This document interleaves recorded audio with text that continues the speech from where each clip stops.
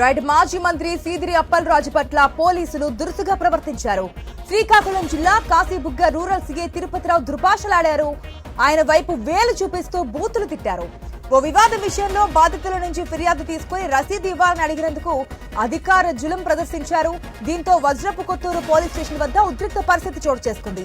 CI Tirupathirao వ్యవహార శైలిపై గ్రామస్తులు మండిపడుతున్నటువంటి situation మనకు కనిపిస్తోంది. మన విజువల్స్ లో కూడా క్లియర్ గా చూస్తున్నాం. ఏదైతే పోలీసులకు మాజీ మంత్రికి మధ్య జరుగుతున్నటువంటి వాగ్వాదానికి సంబంధించిన దృశ్యాలు.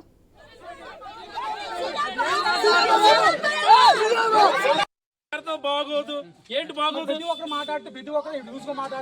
లూజ్ గా మాట్లాడకపోతే ఏం చేస్తారండి? ఇంటి మీద కొట్టడానికి వెళ్తే ఏం మాట్లాడతారండి? ఇంటి మీద కొట్టడానికి వెళ్తే ఏం చేస్తారండి? ఇంటి మీద కొట్టడానికి వెళ్తే ఏం చేస్తారండి? మీరు గొడవలు పడదు, మీరు గొడవలు పడదు,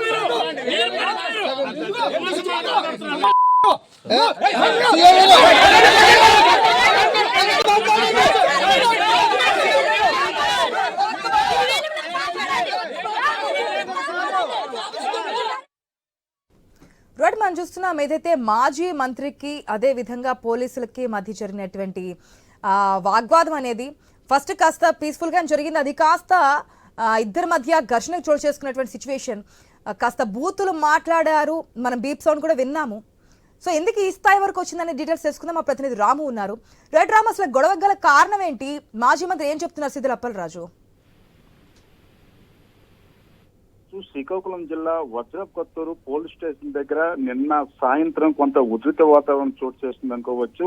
ముఖ్యంగా చూసుకుంటే వజ్రపు కొత్తూరు మండలానికి చెందిన ధనరాజు ఇటీవల కురిసిన గాలివానంలో తన పశువుల ఏదైతే ఉందో అది ధ్వంసమైంది. దానికి సంబంధించి మరలా నిర్మించుకున్న క్రమంలో గ్రామానికి చెందిన కొంతమంది తెలుగుదేశం నాయకులు దీన్ని అడ్డుకున్నారు. అడ్డుకోవడంతో పాటు ఏదైతే ధనరాజు భార్య లక్ష్మిపై కూడా దాడి చేశారని, దీనికి సంబంధించి స్థానిక పోలీస్ స్టేషన్ లో కంప్లైంట్ ఇవ్వడానికైతే ఇద్దరు కూడా వెళ్లడం జరిగింది. దీనిపై పోలీసులు కూడా నిర్లక్ష్యంగా వ్యవహరించారని స్థానిక మాజీ ఎమ్మెల్యే మాజీ మంత్రి అప్పలరాజునైతే వాళ్ళు అప్రోచ్ అవడం జరిగింది. ఈ నేపథ్యంలో అప్పలరాజు పోలీస్ స్టేషన్ కు వచ్చి పోలీసులకు దీనికి సంబంధించి ఎఫ్ఐఆర్ నమోదు చేయండి, దానికి సంబంధించి రసీదు ఇవ్వండి అని చెప్పడం జరిగింది.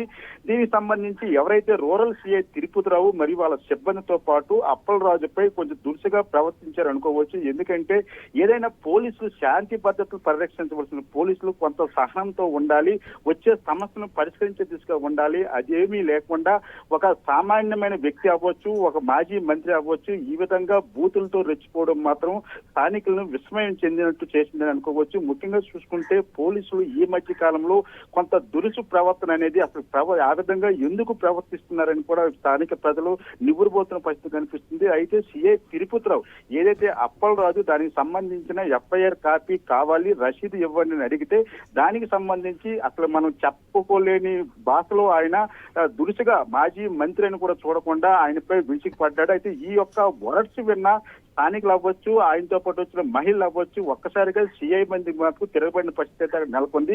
ఈ నేపథ్యంలో మిగతా సిబ్బంది సిఐను పక్కకు తీసుకెళ్లి కొంత వాదాచారని చెప్పుకోవచ్చు.